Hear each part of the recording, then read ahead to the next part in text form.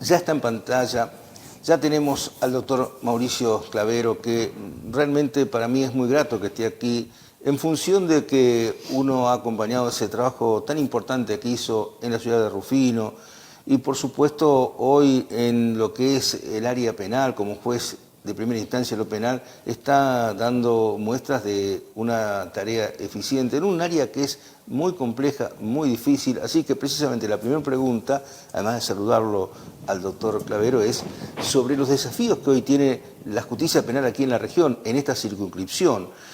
¿Qué tal? ¿Cómo estás? Buenas noches, Julio, para vos y para toda tu teleaudiencia. La verdad que es una alegría enorme estar acompañándote esta noche. Muchas gracias por la invitación. Bueno, por supuesto es recíproco. A mí me trae también el recuerdo de un Rufino movilizado, como pasó, y estamos llegando a Rufino en forma directa, así que esto dan fe los rufinenses, para defender la tarea que estaba ejerciendo el doctor Clavero en lo que era en aquel momento, una tarea de lucha contra el narcotráfico, ¿no? Un tema que implicó una actitud de tu parte que bueno, fue muy fuerte. Y la gente lo supo valorizar.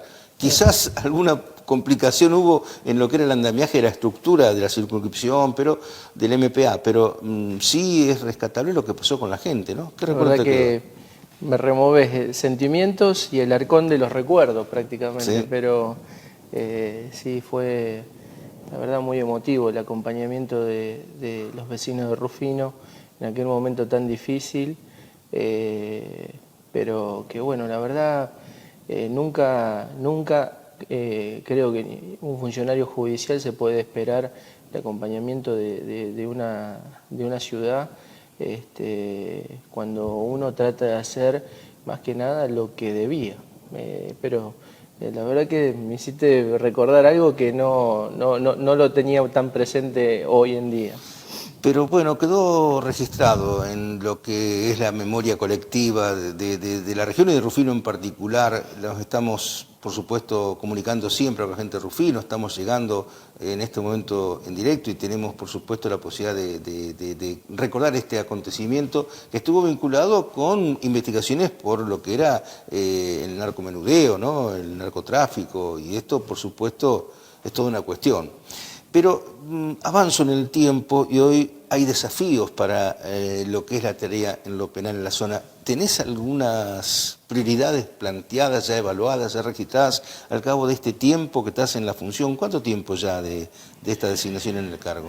Bueno, de esta última, como juez de primera instancia aquí en Venado Tuerto, van a ser casi 3 años. Casi tres años.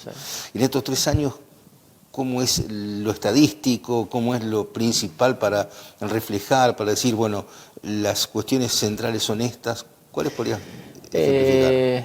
Fundamentalmente, aprovechar y señalar que desde el primer momento me sentí muy bien recibido por los vecinos de Venado Tuerto. Por algunos que ya me conocían y otros que fui conociendo durante todo este tiempo. A pesar de que uno tiene una tarea que como juez que trata de llevar adelante de manera reservada, tratando de llevar una vida ordenada y no demasiado pública, ni social tampoco. Pero la verdad que me sentí muy bien recibido por todos. Como te dije, algunos que ya me conocían, por ejemplo tu caso, y otras autoridades también, e incluso por vecinos de Venado Tuerto.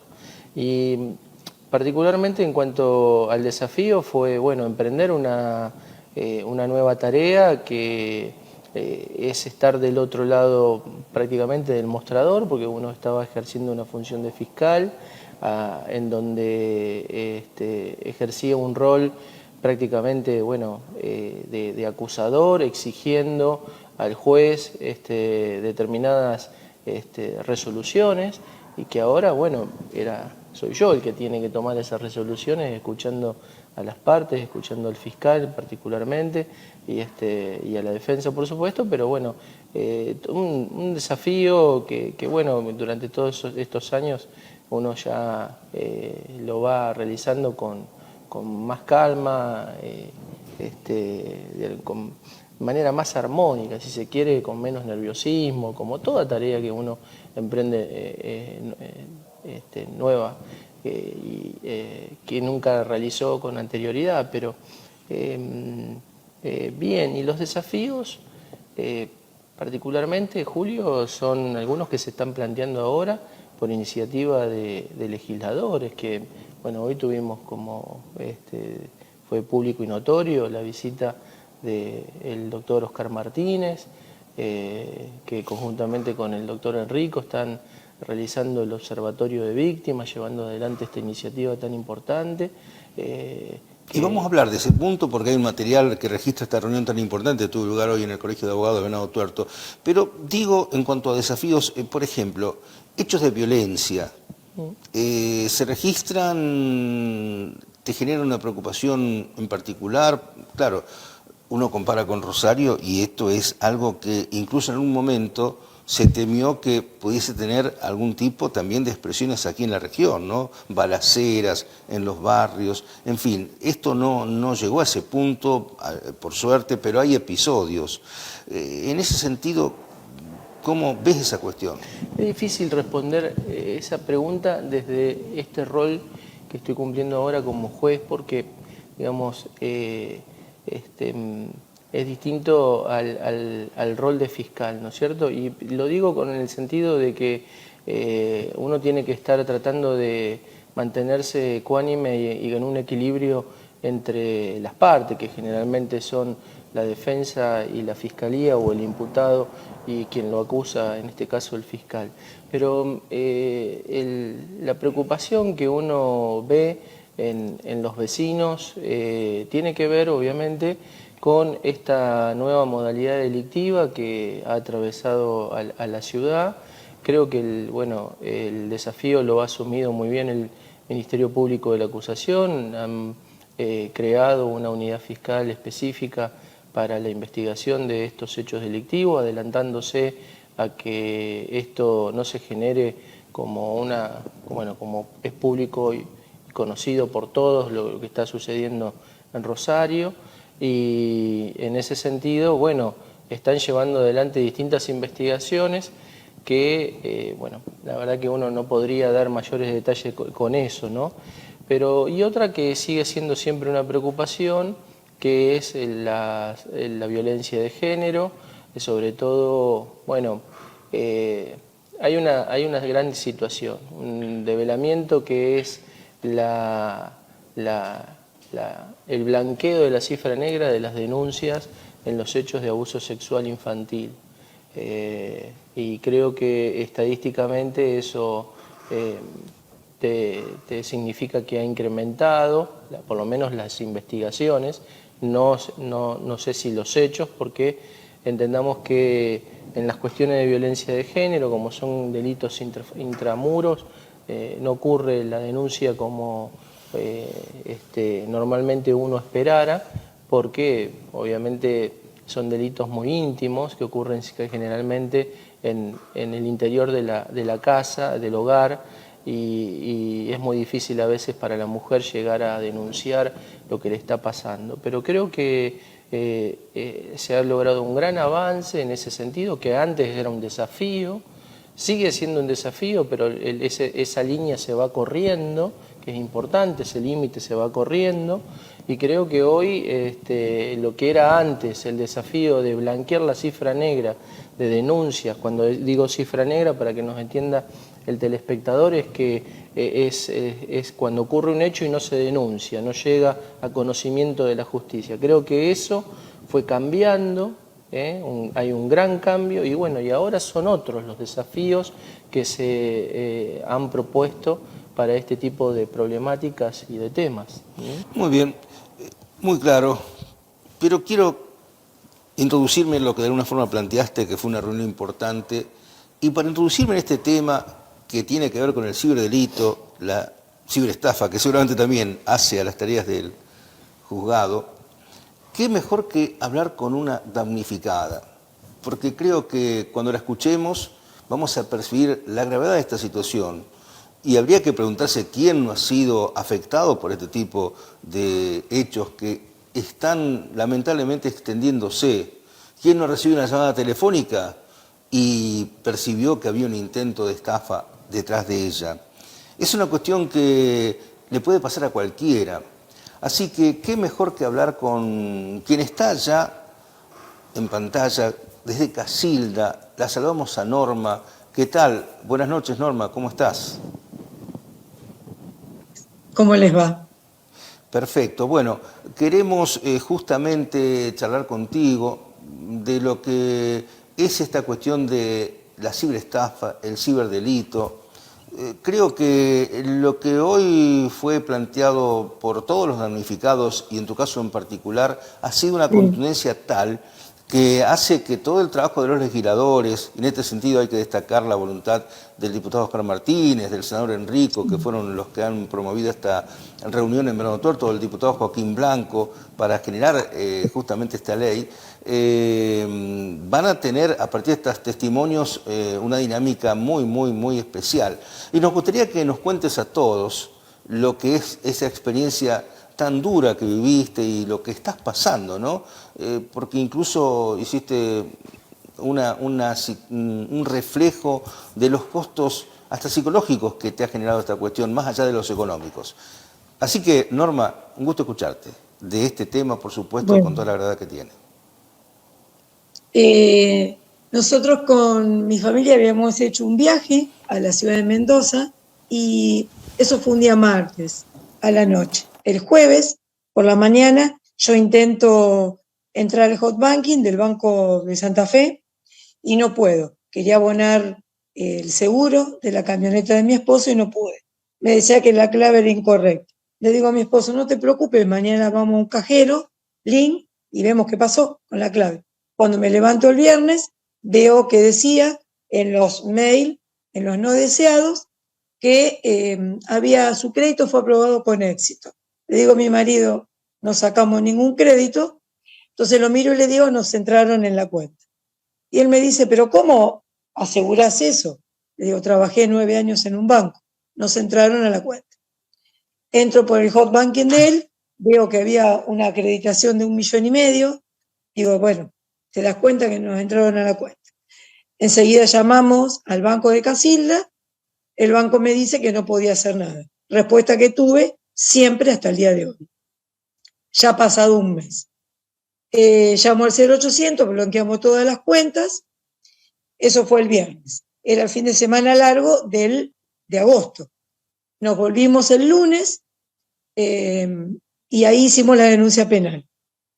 Detallo todos los movimientos porque me llegan después al mail, hicieron en 4 o 5 horas más de 25 movimientos. Cosa muy extraña porque yo no hacía tanto movimiento en un día y al banco no le tiró ninguna alerta.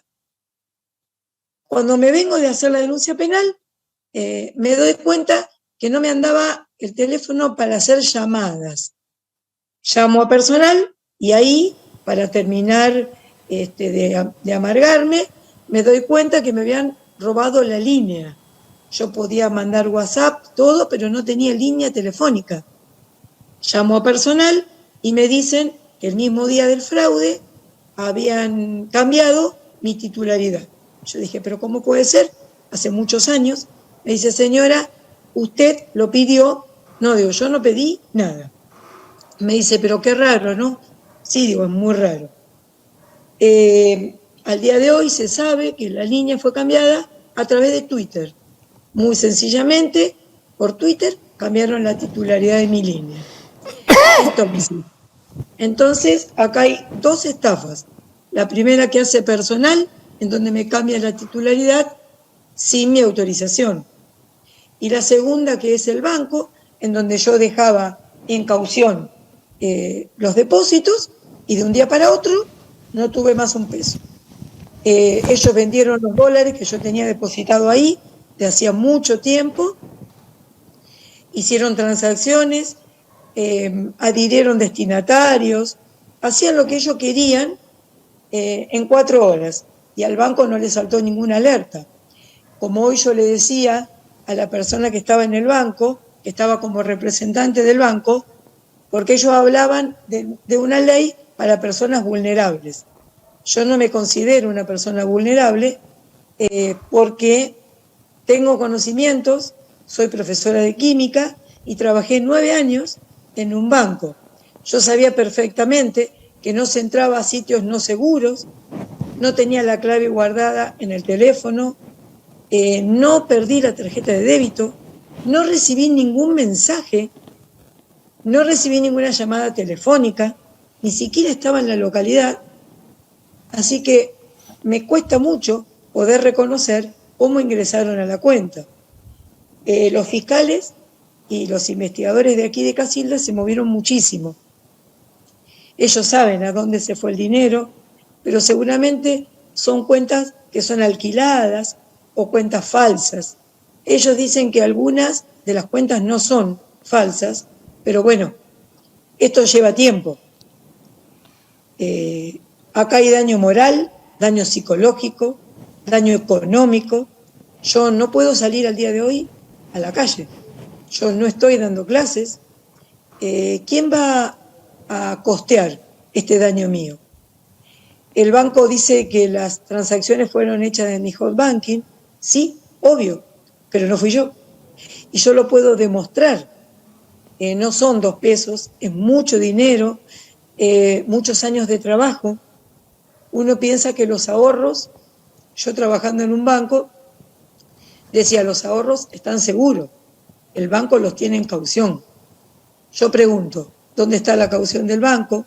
¿Dónde están los seguros que tiene el banco? ¿Dónde está la atención al cliente?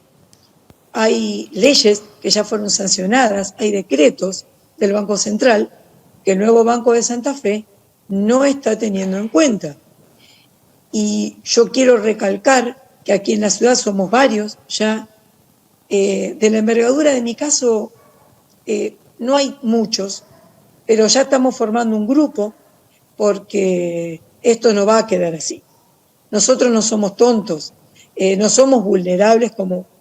Hay gente vulnerable que también fue estafada, gente que puso la clave en el cajero, gente que dio datos, pero en mi caso yo no di ningún dato. Y eso está demostrado ante la ley que yo no di nada.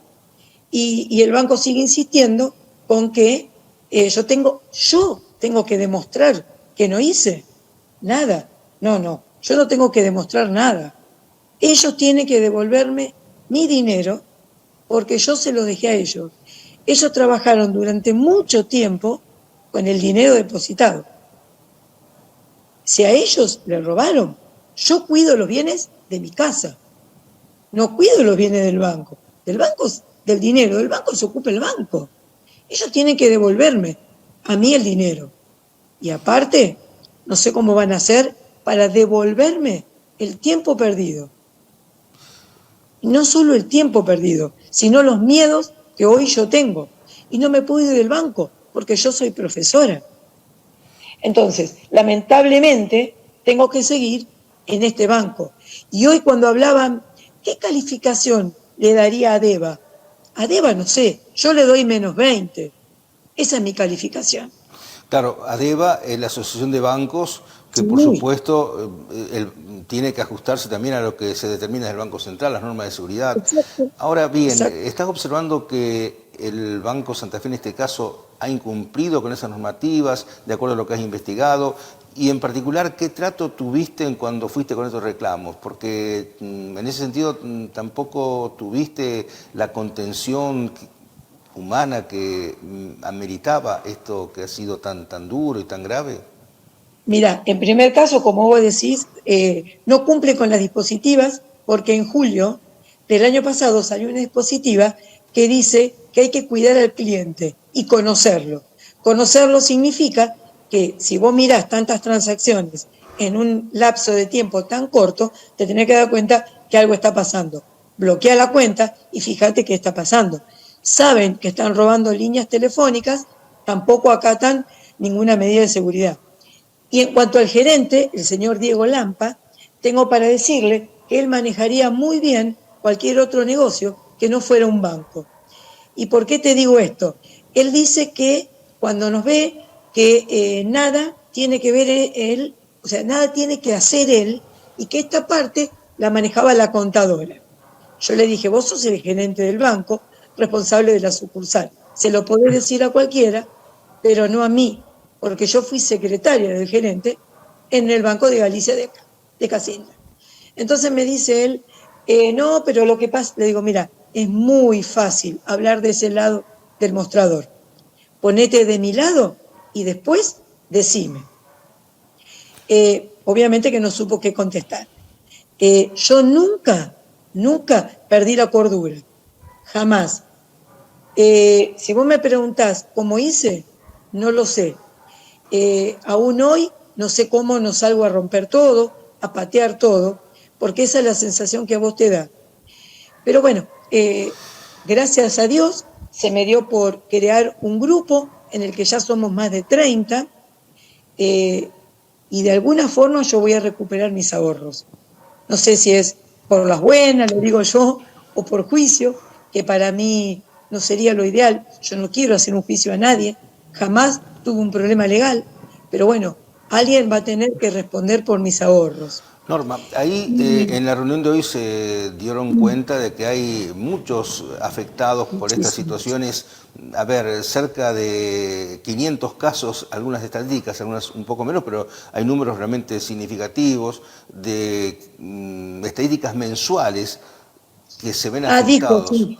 Sí. Claro, el banco dice que hay 8 millones de operaciones mensuales que se hacen a través del Combanking, y entonces, aún reconociendo el dolor, porque convengamos que también el director del banco que participó en la asamblea, la audiencia pública hoy, reconoció, por supuesto, que hay que dar contención y mejores respuestas a todos los afectados, como es tu caso, se comprometió en ese sentido, pero claro, también dijo que hay 8 millones de operaciones mensuales y que en todo caso el volumen, si es entre 100 a 500, es un volumen, por supuesto, que en relación a los 8 millones de pesos hay que medirlo bien.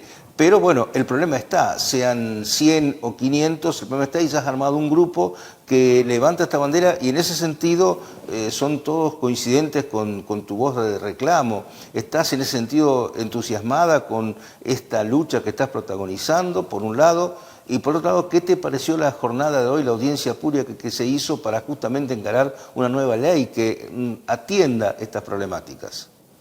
Yo ya había participado en la anterior, había participado en la que se hizo en Santa Fe, porque yo hablé por LT2 y la señora Yacone, que es de aquí de Casilda, me escuchó, me contactó con el diputado Martínez, y él está muy entusiasmado con que yo siga con esta política para ayudarlo a él y para ayudarnos a nosotros, por sobre todas las cosas, para que esa ley salga. A mí me pareció fantástica. El señor del banco también estuvo en Santa Fe, y él dijo, yo a la señora Morelli ya la escuché y me estoy ocupando en forma personal del tema. Pero ¿sabés cuál va a ser la resolución del banco? A lo que van a llegar ellos es que las operaciones fueron realizadas desde mi hot banking. Sí, fueron realizadas, pero es como yo le dije hoy, si ustedes rastrean el IP de mi teléfono, ese día de las operaciones estaba en Mendoza y mi línea telefónica estaba en Córdoba. ¿Cómo puede ser que la justicia ya lo sepa y ustedes, que tienen técnicos, abogados y una comitiva de personas, aún no puedan determinar que yo no fui y me devuelvan el dinero? Y vos, no sé si ustedes estuvieron, pero él dijo, no sé por qué, o algo así dijo, como que yo estaba de nuevo en la reunión, siendo que ya me había escuchado y se estaba ocupando. El señor del banco me va a ver de nuevo dentro de 15 días, porque no me voy a cansar de levantar la bandera del grupo. Yo hoy puedo hablar y puedo elevar. Hay gente en el grupo que ni siquiera puede hablar, porque no importa cuánto te quiten, es lo que vos tenés para comer. Yo tengo un apoyo, tengo mi marido, pero hay gente que lo necesita para comer. Y no es justo que porque seamos docentes tengamos que estar en ese banco de menos 20, sigan robándonos. Norma, quien participó en esta asamblea, en la cual también tuve el gusto de participar, fue, Sí, el me doctor, parecía que estaba. fue el doctor Mauricio Clavero, que está aquí, y que además tuvo una intervención muy interesante, que me gustaría si la podés de alguna forma sintetizar, porque fue un Lo aporte muy escuché. útil el que hiciste acerca de esta problemática del ciberdelito. Ante todo, buenas noches, Norma. Bueno, Buenas noches, solidarizarme doctor. con su problema, con su situación. Uno que está en contacto con víctimas sabe lo que está pasando, Norma, sobre todo la angustia de lo que trae aparejado ser una víctima de delito, ¿no es cierto? Bueno, el tema tenía que ver con lo que escuchábamos y que nos decía Norma, de lo que la Fiscalía había determinado, de que la IP estaba en Córdoba y la línea telefónica en Mendoza. Cuando ocurren este tipo de situaciones delictivas, que obviamente han superado lo que antes conocíamos como el cuento del tío, esa maniobra estafatoria que engañaban a alguien con un fajo de billetes en la vía pública, que lo tiraban y le decían, señor, este dinero es suyo, y eran al fin y al cabo todos papeles, prensados con una gomita, etcétera, etcétera. Esto cambió a razón de que hoy prácticamente la vida pasa por esto, por los teléfonos, por los dispositivos electrónicos. Gran parte de nuestra vida nos relacionamos por la tecnología. Y esto trae aparejado distintas situaciones que, adelanto, celebro que vengan a ser resueltas por leyes que siempre nos quejamos, tal vez los operadores judiciales, de que no tenemos herramientas para trabajar cuando nos reclama la ciudadanía que obremos de tal y cual forma. Y esta problemática, Julio, tiene que ver con que una víctima de venado tuerto puede ser llamada por una persona que realiza una maniobra estafatoria desde la provincia de Córdoba. La transferencia que hacen del dinero de la cuenta de la víctima de venado tuerto la derivan a una sucursal de Buenos Aires, pero extraen el dinero de un cajero de provincia de Mendoza. Vos fíjate todas las jurisdicciones. Claro. ¿Cómo que hacen afectan, para definir la competencia? ¿Cómo se hace para definir la competencia? Y ha pasado que convengamos, para explicar a la gente, la competencia es clave para ver qué juez actúa en el caso. ¿Qué juez, qué fiscal investiga, qué policía actúa? De hecho, particularmente se provocan estas situaciones que terminan siendo legales, netamente legales, y que la víctima se ve inmiscuida en estas situaciones, es decir, ¿a dónde tengo que ir a presentar mi reclamo? ¿A la justicia de Santa Fe? ¿A la justicia de Córdoba? ¿A la justicia de Mendoza? ¿A la justicia de San Luis? ¿O lo hago a la que a mí me queda más cercana a mi domicilio por ser un residente de la provincia de Santa Fe en Venado Tuerto? Estas situaciones en algunos casos se ha planteado, se han resuelto, en algunos casos favorablemente para la víctima, y tomando una teoría de la Corte que se utilizó para favorecer, fíjate vos, favorecer al imputado, pero en este caso otros jueces, me incluyo, hemos visto que el mismo análisis se puede aplicar para que la víctima, en lo que hace a la tutela judicial efectiva, es decir, que la víctima tenga el acceso más cercano a su derecho de justicia, al servicio de justicia, no tenga que ir si fue víctima en Venado Tuerto, que la llamaron en Venado Tuerto, que tiene su banco en Venado Tuerto, tenga que ir a litigar a Córdoba o a Mendoza, claro, a buscar justicia, que aparte no lo va a hacer. Porque si le sacaron, como en el caso de Norma, le sacaron todo el dinero, ¿con qué va a costear ir hasta Córdoba o ir hasta Mendoza, claro, para recuperar su fondo? Prácticamente lo da por perdido. Claro. Entonces eso no puede ser así. Usted sabe que acá en Casilda, a mí me tomaron la denuncia, y el fiscal Baños, la denuncia fue tomada el lunes feriado.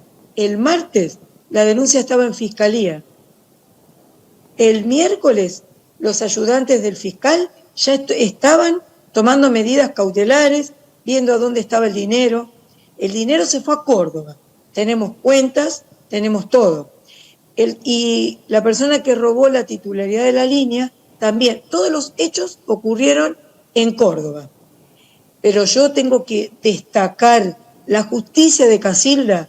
En mi caso, fue espectacular. El jefe de policía estaba al lado mío, diciéndome, tranquila, tranquila, declará, tranquila. El jefe de policía, los fiscales en mi casa para verificar, por supuesto, ellos vinieron a mi casa porque vos podés mentir. Entonces, podés decir que te robaron el dinero y es mentira.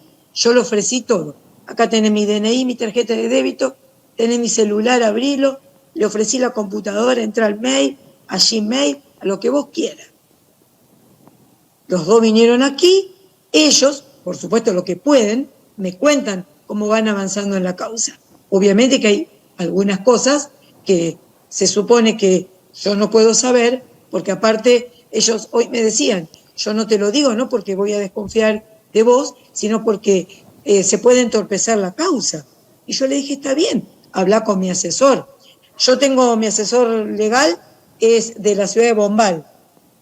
Él me está ayudando, pero yo todavía estoy por la parte administrativa, porque hoy tuvimos la primera audiencia por la municipalidad, bajo la Defensoría del Pueblo.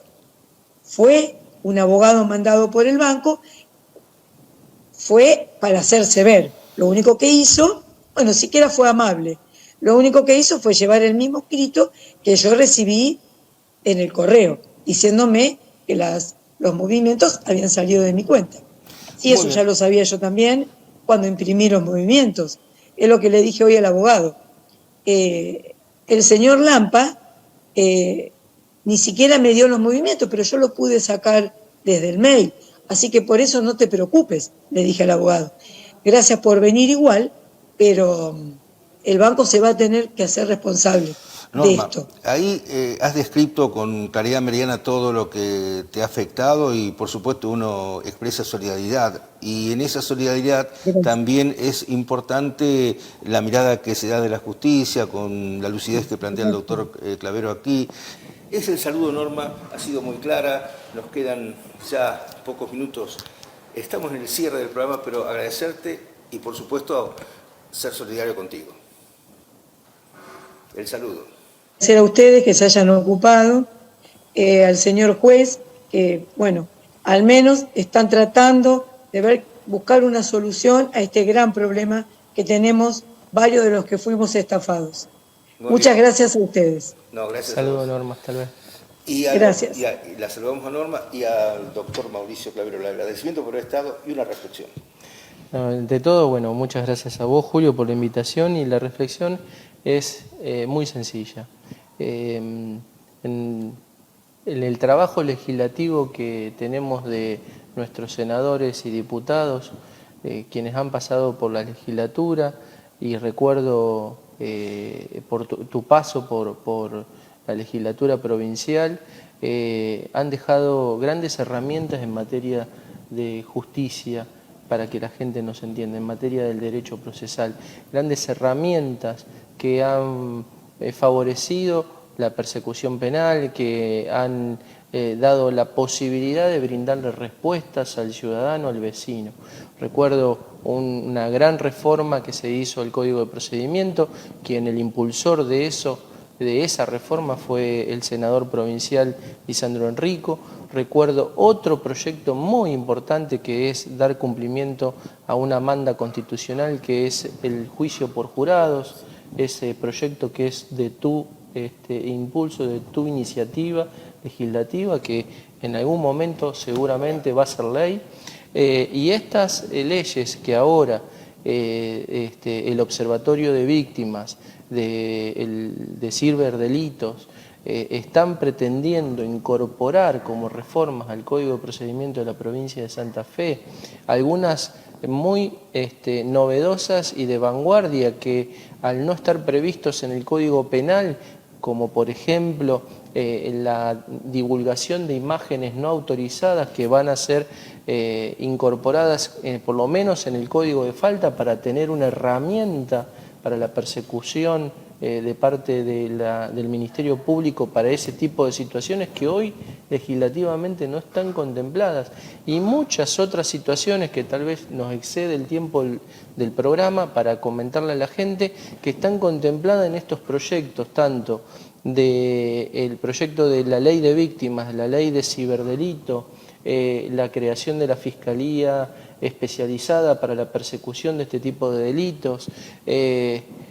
Todas estas leyes son grandes herramientas que se incorporan al Código de Procedimiento de la provincia de Santa Fe, lo ponen en un código, en una ley de vanguardia entre las legislaciones provinciales de nuestro país. Así que la verdad que celebrar esta iniciativa, esta preocupación de los legisladores, no es vanagloriarte que te tengo al lado, pero la verdad que cuando tenemos legisladores, como en tu caso, que propiciaste la creación, bueno, no terminó siendo ley, pero la ley del juicio por jurados es una gran herramienta, como lo van a ser todas estas leyes, que sí espero pronto salgan para seguramente beneficio de todos los vecinos.